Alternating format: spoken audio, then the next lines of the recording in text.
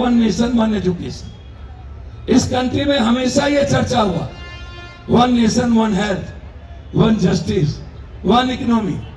लेकिन जो 12 साल पहले आए उन्होंने इन किताबों को अलग कर दिया। जिन लोगों ने 50 साल तक भारत का राष्ट्रीय झंडा नहीं उठाया, जिन लोगों ने संविधान की कॉपियां जलाई हो, जिन लोगों ने कभी एजुकेशन पर चर्चा ना किया, जो 9 क्लास और 8 क्लास के हिंदुस्तान में जनप्रतिनिधि और शीर्षस्थ कुर्सी पर बैठ जाए, भारत का प्रधानमंत्री, भारत का मुख्यमंत्री, भारत का होम मिनिस्टर, आप सबकी एजुकेशन उठा के देख लो। इनको जरूरत ही नहीं है एजुकेशन, ये पढ़ना ही नहीं चाहते, ये एजुकेशन को खत्म करना चाहते, ये नहीं चाहते नौकरी पर मैं आऊंगा। लेकिन आपने हमारे भाई को, छोटे अनुज को, जो हर दिन हिसार की आवाज वहां बनते थे, हर दिन कोई ऐसा दिन नहीं था जिस दिन सदन में दुष्यंत अपनी बात नहीं रखता था, हिसार की बात नहीं रखता था, छात्र की बात नहीं रखता हो। हर दिन आपने वैसे सांसद को यहां से चुन के भेज दिया जिसकी आवाज कोई सुनता ही नहीं, जिसकी आवाज के बारे में पता ही नहीं, जो गुमशुदगी है, जिनकी पहचान सिर्फ एक पूंजीपति की हो सकती। मैं 2 बात कहना चाहूंगा, यहाँ बड़ी पंचायत है इसीलिए यह बात कहना जरूरी है। पहले मनुस्मृति ने भारत के गरीब कमजोरों के एजुकेशन, सामाजिक विरासत को कमजोर किया, उसे रोका। उसे उन लोगों को लग रहा था भारत का जब युवा चेतना हुमा में आ जाए, नव मानवता विचारों, नव मानवतावादी सोच के साथ आ जाए, आत्म मोक्षार्थम जगत हिताय च, संपूर्ण मानव जाति और विश्व भारत का कल्याण और खुद के मोक्ष की कल्पना के लिए जिस आने वाले युवाओं के भीतर एक संघर्ष की क्रांति का प्रतीक जग जाए, वैसी कोई भी विचार को मिटा देना चाहिए। ये कौन करता था? ये करते थे जो मनुस्मृति चाहते थे।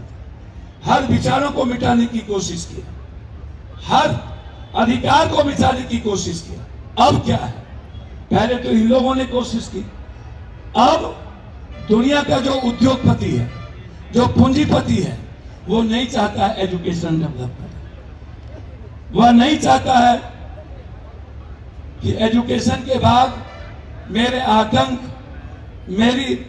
मेरा जो मोनोपोली है, उसके खिलाफ युवाओं के भीतर किसी तरह की क्रांति की बीज पैदा हो।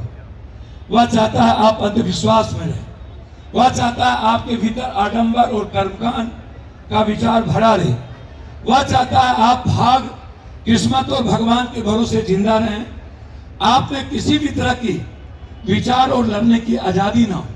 ये जो इस देश को चलाने में आज किसकी भूमिका है?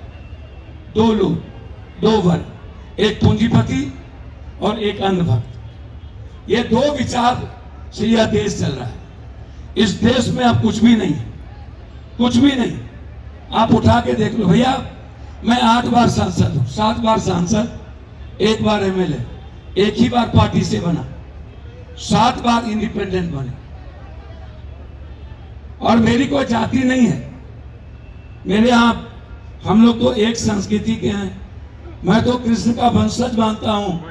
हम लोग एक ही परिवार से, हम लोग का रहन सहन, हम लोग का खान पान, हम लोग का संघर्ष करने का तरीका। चौधरी चरण सिंह बिहार से इतिहास लिखना शुरू किया, चौधरी देवीलाल जी बिहार से इतिहास लिखे।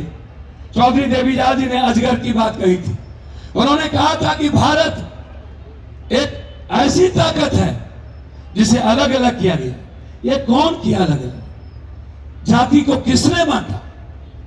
धर्म का आवरण किसने लाया? ये धर्म लाने का मतलब क्या था? हमें जीने दो, हमें बढ़ने दो। धर्म होता क्या है? अध्यात्म होता है।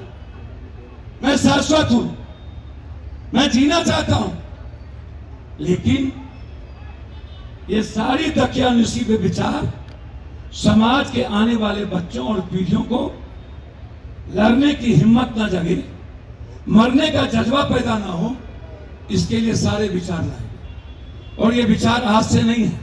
इसके खिलाफ पेरियार लड़े, इसके उससे पहले हमारे गुरु नानक गुरुदेव जी लड़े, उसके संत रविदास लड़े, एक नहीं लड़े, और अब हम लड़ रहे हैं।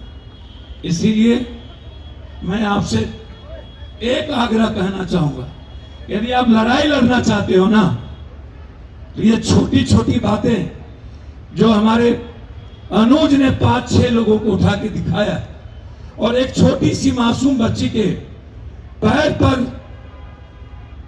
पुलिस वालों ने उस पे चढ़ के जिस तरीके से सीडीआर निकालने का बात किया, सवाल सीडीआर का नहीं है, सवाल है मेरे बच्ची के रेस्पेक्ट का, उस घर के इज्जत का। सवाल सीडीआर निकालने का नहीं है, उस बच्ची के रेस्पेक्ट के लिए हमारे बच्चों ने आज उसको महसूस किया।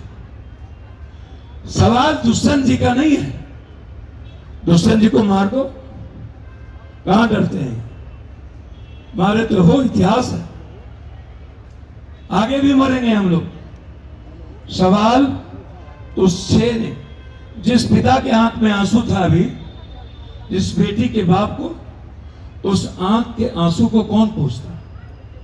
और जब ये जुर्म दब जाएगा, 1 से 2 होंगे, भगत सिंह मेरे घर में पैदा हो ना हो, पड़ोसी के घर में पैदा हो, और आजकल के लड़के ड्रग्स में इन्वॉल्व हों, इकोनॉमिकल फ्रीडम की बात करें और ह्यूमैनिटी की बात ना हो, एक ऊंचे एजुकेशन की बात ना हो, ऊंचे आदर्श की बात ना हो, ऊंचे मूल्यों की बात ना हो, A+² - 2B², एक रट्टू बाल हम बनते चले जाए, एक रिवॉर्ड बनते चले जाए, हमारे भीतर दूसरों की खुशियों के लिए मरने का मादा ना हो।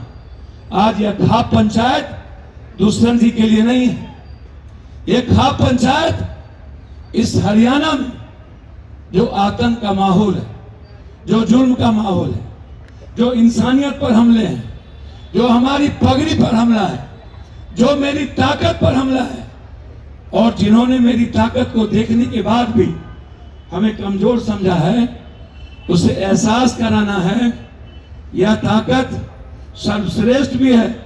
तुम्हारा आतंक को मिटाने की यही खाप पंचायत ताकत रखता है, ये उसी के लिए हिस्सा है। इसीलिए हम उस 6 आदमी का सवाल नहीं है,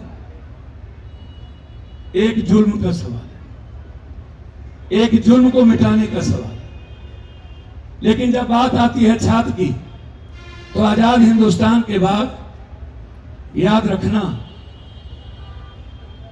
ST SC ABC के बच्ची 7 क्लास जाते जाते 97.2% बैक हो जाती है। 0.8% भी ST SC की बच्ची नौकरियां में नहीं है। 13 करोड़ ST है इस हिंदुस्तान में, 0.4% भी ST की बेटी सेवन नहीं कर पाई, मात्र 0.1% इंटर कर पाई है। SC की लड़कियां आजाद हिंदुस्तान के बाद अभी तक 3.2% इंटर नहीं की है। SC की लड़की हिंदुस्तान में EBC है, जिसमें शाह हैं, चौधरी हैं, सही कहा हमारे अनुज ने। यहां वैश्य समाज के लिए मैं बैठा, उन्हें समझना होगा कि आपके बच्चे का भविष्य क्या है।